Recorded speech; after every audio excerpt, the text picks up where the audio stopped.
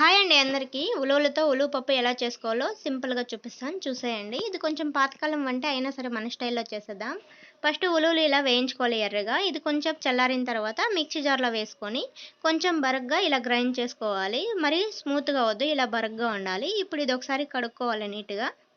ఇలా కడుక్కున్న తర్వాత వెల్లుల్లి, ఇప్పుడు ఎండుమిరపకాయలు, దీని ప్లేస్‌లో మనం పచ్చిమిరపకాయలు కూడా వేసుకోవచ్చు. టమాటో, కొద్దిగా పసుపు, సాల్ట్, కొంచెం ధనియా పౌడర్ వేసుకొని వాటర్ పప్పు మునిగేంత వరకు పోసుకోవాలి. ఇప్పుడు కొద్దిగా ఆయిల్ వేసుకొని మూత పెట్టేసి ఒక 5 విజిల్స్ వచ్చేంత వరకు ఉడకనివ్వాలి.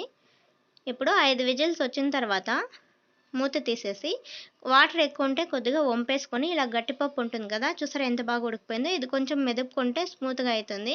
ఇప్పుడు మనం ఈ గట్టిపప్పుకి కూడా పోపు పెట్టుకోవచ్చు, లేకపోతే కొంచెం వాటర్ కూడా యాడ్ చేసుకోవచ్చు, బాగానే ఉంటుంది. ఇప్పుడు దీన్ని పోపు పెట్టేసుకుందాం.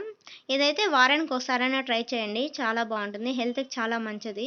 ఇప్పుడు పోపు పెట్టేసుకొని చూడండి ఎంత బాగుందో, అసలు ఇప్పుడే నాకు తినాలనిపిస్తుంది. స్మెల్ అయితే భలే ఉంటుంది. దీనికి ఫైనల్‌గా కొత్తిమీర కొద్దిగా కట్ చేసి వేసుకుందాం.